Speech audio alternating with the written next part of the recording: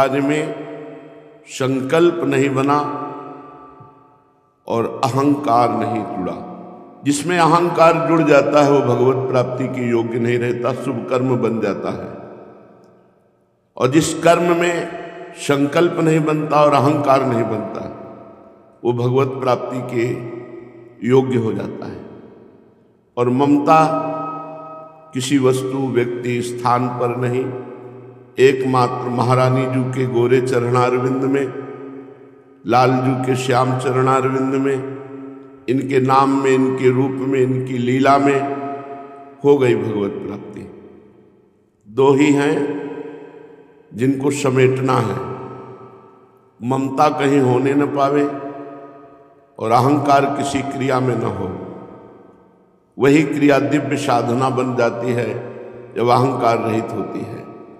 श्रीपाद प्रबोधानंद जी यही कह रहे हैं, यत्नैर्मिथ्या दुर्ग्रह ग्राहमेतं द्राग सत्यज्याहं ममेति ग्रसिष्णुम। ये ममता ग्रस लेती है, अहंकार ढक देता है ज्ञान को। इसलिए संसारांभो राशि मुत्तीर्य तीरम गत्वा नंदम बिंद वृंदावनंत। श्रीपाद कह रहे, हे मित्र, ये अहमता ममता ही जगत में बांधने वाली है। एक अहमता ममता ये जग में है दुखदाई। ये जब श्री जी की ओर जुड़े तो होत परम सुखदाई। मात तात सुतदार देह में मति अरुझय मति मंदा। हित किशोर को है चकोर तो लख वृंदावन चंदा। वृंदावन चंद का साक्षात्कार करने के लिए जो बाधा है वो अहंकार और ममता है। सबकी ममता ताग बटोरी, मम पद मन बांध बर डोरी। और अहंकार बिल्कुल नहीं, मेरे प्रभु के द्वारा ही मेरे हृदय का संचालन हो रहा है, अब त्रिगुणात्मिका माया के द्वारा नहीं।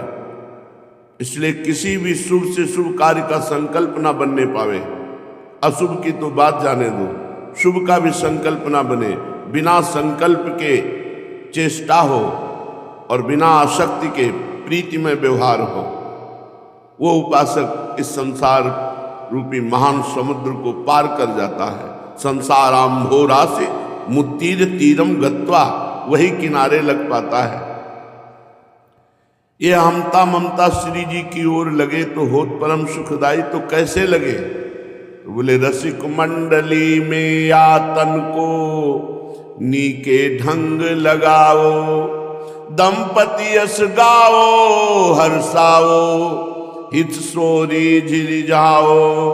देवन को दुर्लभ नर देही, तैने सहज ही पाई। मन भाई निधि पाई, फिर क्यों जान बूझ बिसराई।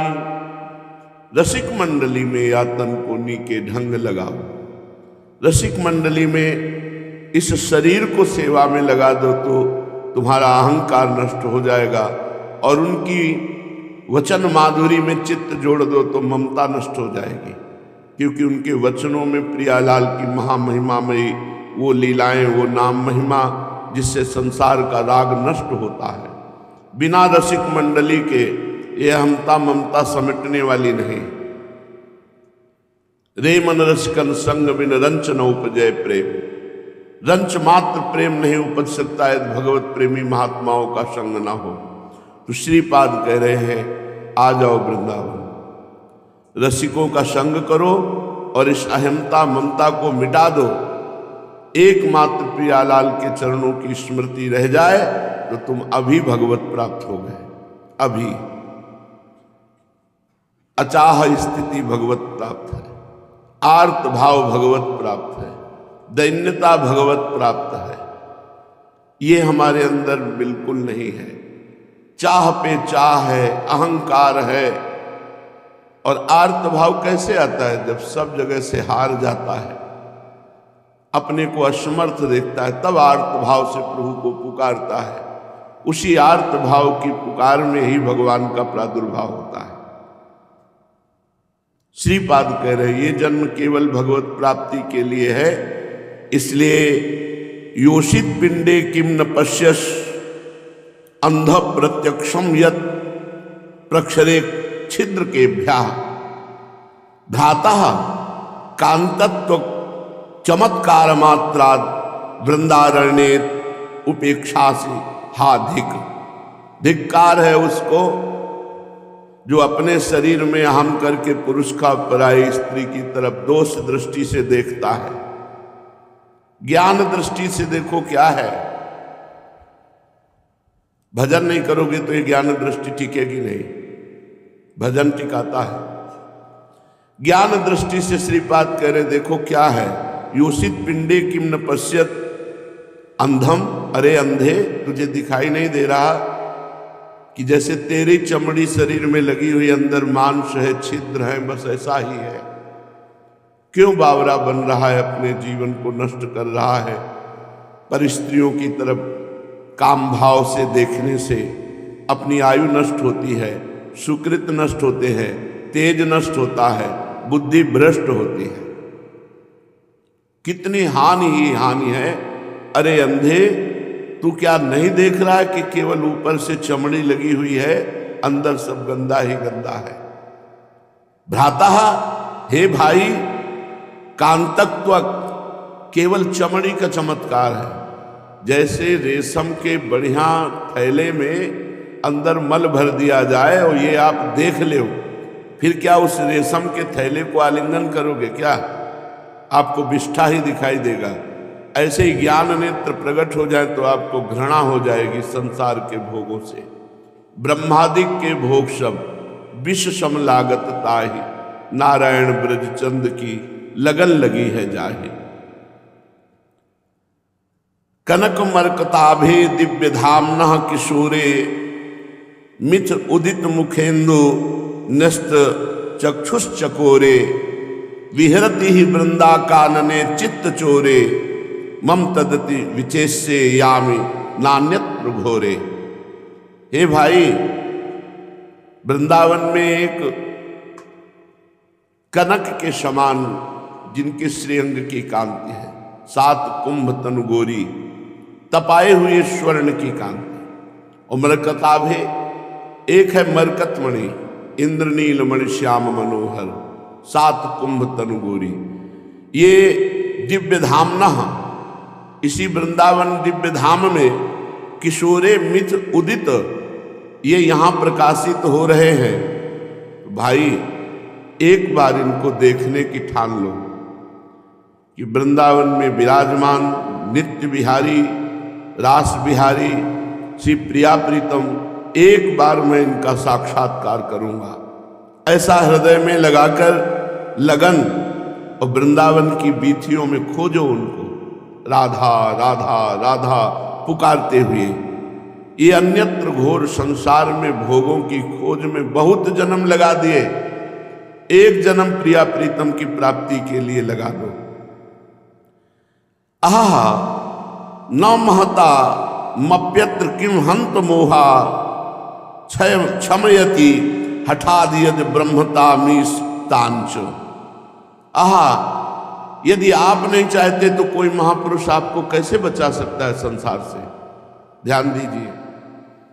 आहा न महता मप्यत्र किम हंत मोहा, यदि तुम मोह से युक्त होकर संत महापुरुषों पर भाव नहीं कर पाते, श्रद्धा विश्वास पूर्वक उनकी बात नहीं मानते, तो फिर कोई भी महापुरुष तुम्हारा कल्याण करने में समर्थ नहीं है। मोह का नाश करो। किसी भी रसिक महापुरुष के चरणों का आश्रय ले लो। न कलयति स राधा नूपुर ध्वनि मुग्धो हरि रवि, रह दाढ़ा संति वृंदावने चेत। यदि तुम किसी रसिक महापुरुष का आश्रय ले लोगे और उनके द्वारा बताए हुए नाम मंत्र को जपोगे, तो तुम्हारे कानों में वो नूपुर ध्वनि सुनाई देगी प्रिया की, जो श्री हरि के चित्त को चुरा लेती। नूपुर ध्वनि वो प्रियाजू की नूपुर ध्वनि है, जिनकी नूपुर ध्वनियों से अनेक मंत्रों का प्रादुर्भाव हुआ है। ऐसी नूपुर ध्वनि है जो स्वयं हरि सुनकर मोहित हो जाते हैं। फिर क्या तुम्हारा मन, बुद्धि, चित्त, अहंकार, ये अंतःकरण चतुष्टय प्रेम में नहीं डूब जाएगा? डूब जाएगा। और बिना रसिक महापुरुष की कृपा के ये मार्ग ही नहीं मिलता है। तो नूपुर ध्वनि और बंसी ध्वनि सुनने की तो बात जाने दो, भावना ही नहीं बन पाएगी। जब बड़े बड़े योगिंद्रों मुनिंद्रों की भावना नहीं बन पाती तो साधारण जीव की क्या। पर रसिक महापुरुष मिल गए तो अब कुछ दुर्लभ बात नहीं है। पूज्यपाद श्री उड़िया बाबा जी महाराज ब्रह्मबोध संपन्न महापुरुष, जो हमारे जीवन के आदर्श महापुरुष हैं। गंगा किनारे सब कुछ छूट गया पर वाणी बाबा की छवि, बाबा के वचन ही पूरा जीवन है। जो वैराग्य हुआ वो बाबा के वचनों में ही स्थिति रही। जहां एकांत में स्वाध्याय करते एक आग लग जाती। क्या बाबा पहुंचे हुए महापुरुष को विषय भ्रष्ट कर सकते हैं? हां, कर सकते हैं। विषय की महान शक्ति ज्ञानी, भक्त और विद्वान इनको भी परास्त कर सकती है। भक्त नारद जी ब्याह के लिए तैयार हो गए और परम ज्ञानी ब्रह्मा जी भी हैं, बृहस्पति जी भी हैं, और इनके चरित्र आपने पीछे सुने हैं। विषय की महान शक्ति ज्ञानी, भक्त और विद्वान को भी क्षोभ करा सकती है। अतः जो निरंतर भजन करता है उसको कोई परास्त नहीं कर सकता। भजन में अंतर पड़ता है, विषय चिंतन होता है तो उसके भ्रष्ट होने में देर नहीं लगेगी। कहा हनुमंत विपति प्रभु सोई, जब तो सुमिरन भजन न होई। जिस क्षण भगवान का सुमिरन और सेवा नहीं हो रही उसी समय अटैक हो जाएगा माया का और आप परास्त हो जाएंगे। और अगर नाम पहारू दिवस निशि, ध्यान तुम्हार कपाट, भगवत ध्यान में स्थित है तो मानो दरवाजा बंद है, माया का प्रवेश नहीं। नाम निरंतर चल रहा तो नाम महाबली पहरेदार है, काम क्रोध लोभ हृदय में प्रवेश नहीं करेंगे, करेंगे तो नष्ट हो जाएंगे, तुम्हें नष्ट नहीं कर पाएंगे। अतः उपासक को विषय चिंतन नहीं होने देना चाहिए। जो इंद्रियों के सुख का चिंतन करता है उसको भ्रष्ट होना ही पड़ेगा। इसलिए तुम्हें सिद्धांत की बात बताता हूं कि तुम विषय त्याग के लिए सर्वदा वीर बने रहो। विषयों के चिंतन का त्याग करके सावधानी पूर्वक भगवत चिंतन करो। अगर भगवत चिंतन छूटा तो चाहे जितना बड़ा कोई ज्ञानी हो, चाहे जितना बड़ा भगत हो, बैरागी हो, माया गिरा देगी। साधक के लिए विषयी पुरुषों का संग पतन का कारण है। इसलिए धनी, मानी, विषयी, भोगी पुरुषों का संग दर्शन मात्र से वृत्ति बिगड़ जाती है। अगर भगवत भाव है तो बच जाओगे, अगर भगवत भाव नहीं तो दर्शन मात्र से बुद्धि बिगड़ जाती है। जब ईश्वर में तदाकार वृत्ति होती है तब गिरने का चांस नहीं होता, और जब आत्मस्वरूप में ब्रह्माकार वृत्ति होती है तब गिरने का चांस नहीं। नहीं स्वात्मा रामम विषय मृग तृष्णाम भ्रमयति। ज्ञानी और आत्मबोध में अंतर है, भक्त और प्रेमी में अंतर है। भक्त है अभी, जब अगाध प्रेम में डूबता है महा आनंद उसके हृदय में रहता है, तो क्षुद्र आनंद की आवश्यकता नहीं होती। भगवान श्री कृष्णचंद्र जी ने गीता में कहा, जैसे बड़े जलाशय के मिल जाने पर क्षुद्र गड्ढों की याद नहीं आती, ऐसे परमात्मानंद प्राप्त होने पर फिर भोगों की याद नहीं आती, फिर भोग उसे गिरा नहीं सकते। परमात्मा में चित्त आसक्त हुए बिना कोई साधक सिद्धावस्था को प्राप्त नहीं हो सकता। आसक्ति कहते हैं भरी बाजार में भी वो अपना मंत्र जप रहा है, खूब भीड़ कोलाहल में भी उसका नाम नहीं रुक रहा, क्योंकि आसक्ति नाम से है। बिना परमात्मा में आसक्ति हुए कोई सिद्ध पुरुष नहीं हो सकता। साधक को शरीर स्वस्थ रखना चाहिए और इसके लिए व्यायाम करना चाहिए। व्यायाम, प्राणायाम और सूक्ष्म आहार ये बहुत आवश्यक है भोजन में। साधक को शरीर स्वस्थ, स्वस्थ का मतलब तगड़ा नहीं। तगड़ा तभी होता है जब ये इंद्रियों से झगड़ा नहीं करते हो। झगड़ा करो इंद्रियों से, ये जो मांगे वो मत दो। शरीर स्वस्थ का मतलब होता है यथा योग्य अंगों में मांस होना, चर्बी न बढ़ना, जब चाहो वैसे आसनों में बैठ जाओ, उसे स्वस्थ शरीर कहते हैं। पहले शरीर देखो, बाबा कह रहे साधक को शरीर स्वस्थ, खान पान सूक्ष्म, खान पान का संयम साधक को रखना चाहिए। खान पान सुख चाहत अपने, तिनको प्रेम छुअत नहीं सपने। सपने में भी नहीं रोना आएगा राधा। भजन होगा अल्पाहार में, अल्प भोजन, सात्विक भोजन, बीमार वाला भोजन साधक के लिए। भजन कभी अपना प्रकाशित न करे, गुप्त रूप से रखे। महापुरुषों के वचन ध्यान से सुनो। अपने भजन के अनुभव, अपने भजन की संख्या, अपने भजन की प्रक्रिया किसी को बताए नहीं जब तक परिपक्व अवस्था ना आ जाए। अपने को भजनानंदी साबित न करे सबके बीच में। वैसे गप्प मारेंगे एकांत में, जहां 4 लोग आ गए तो माला, तो उसमें दिखाई कि बड़े भजनानंदी है। नहीं, दम्भ नहीं होना चाहिए, पाखंड नहीं होना चाहिए। हम भजन कर रहे हैं तो कर रहे हैं, तुम आओ या जाओ। दिखावा नहीं होना चाहिए, कोई जाने कि हम भजनानंदी, ऐसी कोई प्रक्रिया नहीं होनी चाहिए। अगर हम भजन में बैठे तो भजन में बैठे, साथ में बैठे तो शांत बैठे। हमें कोई बनावटी आसन नहीं करना उस समय। जैसे हमारे पास कोई आवे तो अपने को भजनानंदी नहीं दिखाना कि वो ऐसे तो पद्मासन में कभी बैठते नहीं, लेकिन 5 मिनट की बात है तो पद्मासन लगा के मार, तो किसको दिखा रहे हो? किसको तुम धोखे में डाल रहे हो? खुद धोखे में पड़ रहे हो। भजन करने वाले को कभी ऐसा नहीं लगता कि मैं बहुत भजन करता हूं, उसको भजन की भूख हो जाती है। हमने बड़े बड़े महापुरुषों को देखा ऐसे, जो ही जाओ सो प्रणाम करके आप वैष्णोजन मुझे ऐसी आशीष वृत्ति दो कि जिससे हम खूब भजन करें। भजन नहीं बनता। एक दिन गुरुदेव भगवान कह रहे थे, क्या बताएं, कभी छक के भजन करने को नहीं मिला। रात के 1 बजे से बैठे हमने देखा महाराज जी को आसन में बैठे, वहीं पास रहे। 5 बजे, 6 बजे, 7 बजे, ये 3 घंटे ऐसे थे जिनमें लेट गए। बस कमंडल उठाया, यमुना जी 8, 9, 11 इसके बीच में आते थे। कभी पाठ कामन हुआ तो जल्दी चले आए पाठ करते हुए, नहीं तो फिर 11 बजे आते थे। भजन भजन।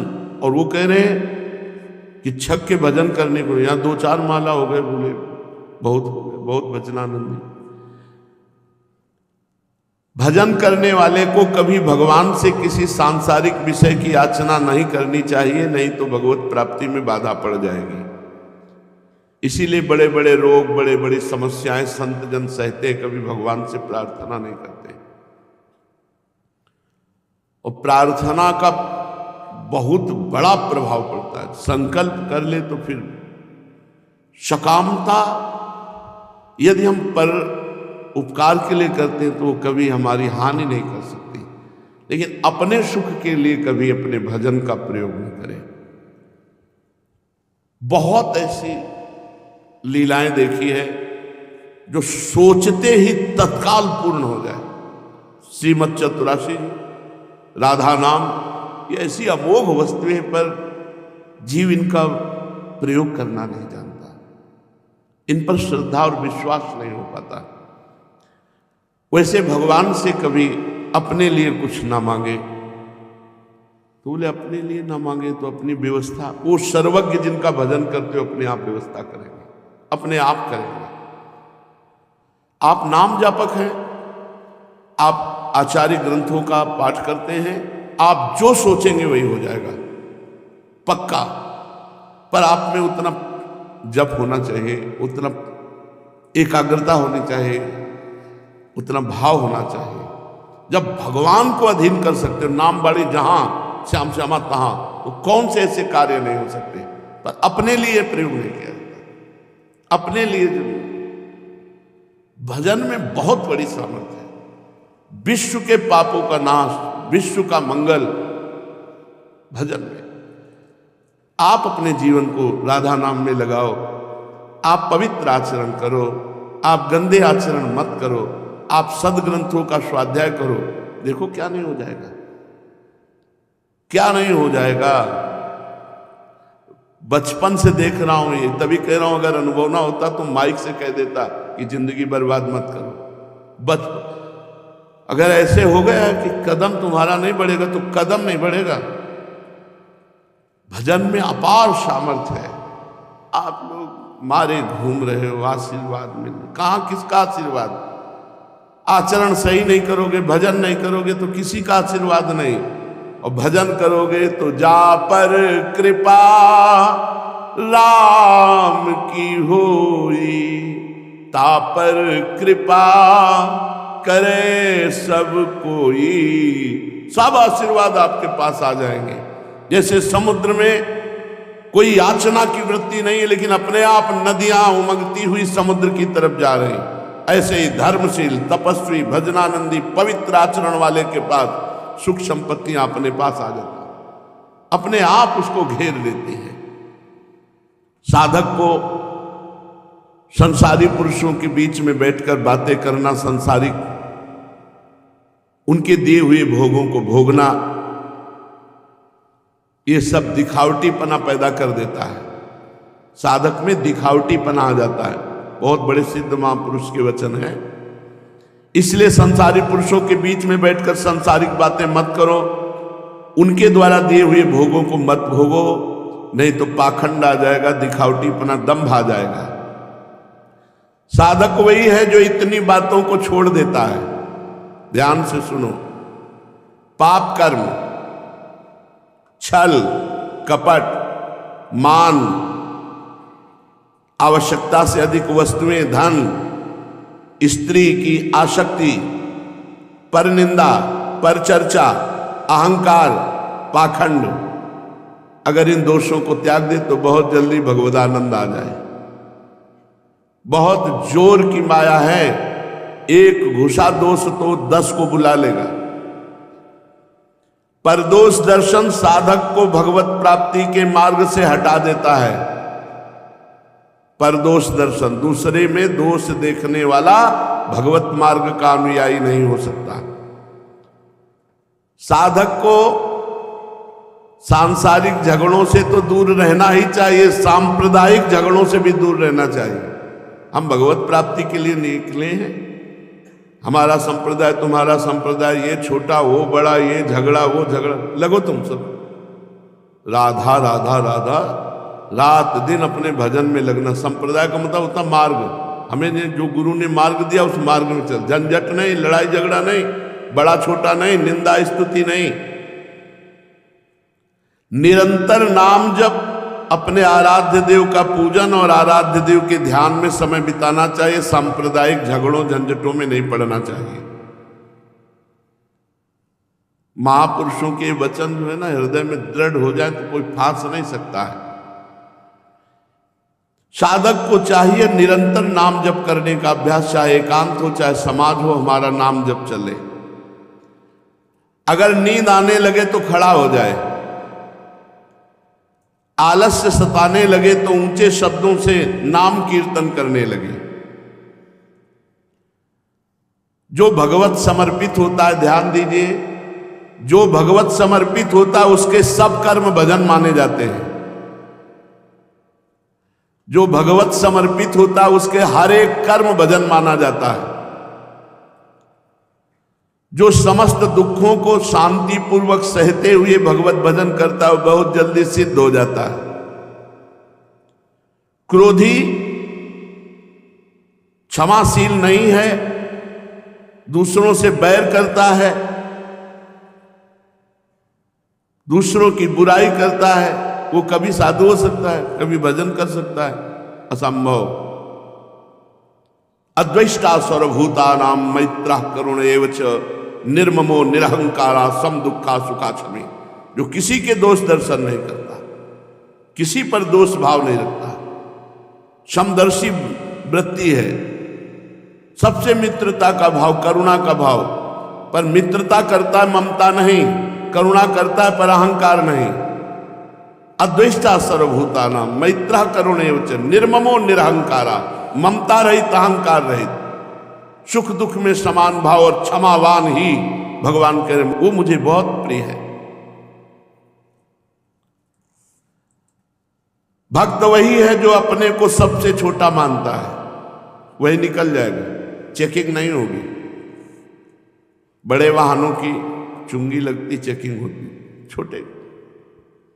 छोटा बनोगे माया चेक नहीं करेगी। जो अपने को सबसे छोटा समझता है, किसी भी बात का अभिमान नहीं करता, किसी के दोष नहीं देखता, किसी से घृणा नहीं करता, वाणी को संयम में रख के मौन रहता है या कम बोलता है। जब बोलो तब शास्त्र की बात, सत्य बोलो, मीठा बोलो, दूसरे के हितकर बोलो। जो सबकी सेवा करता है, यदि विरक्त साधक है तो किसी के विवाह उत्सव आदि में कभी सम्मिलित ना हो, विवाह आदि के पदार्थ कभी ना खाए, जो विवाह में पदार्थ बनते उनको कभी ना खाए, श्राद्ध का भोजन ना पाए, राज अन्न ना पाए, ग्रह नक्षत्रों के दान का कभी ना पाए, नहीं भजन में बाधा पड़ जाएगी। अगर ये साधक में है सद्गुण तो विश्वास करो, ये सद्गुण से भगवत प्राप्ति करा देंगे। धन और स्त्री, इससे जो बच गया उसके मुंह में यमराज कभी कालिक नहीं पोतेंगे। बहुत बड़ा आकर्षण है रुपये का और ये माया का। अविनाशी भगवान की प्राप्ति में माया ने 3 खाइयां खोद रखी है। कंचन, कामिनी, कीर्ति। जो इनको पार कर गया, अनासक्त हो गया, वही भगवान के पास पहुंच गया, नहीं इन खाइयों में गिर जाता है। दीनता, भगवत चिंतन और सद्गुरु अधीनता, ये साधक को सिद्ध बना देती है। दीनता, भगवत चिंतन और सद्गुरु की अधीनता, गुरु की अधीनता।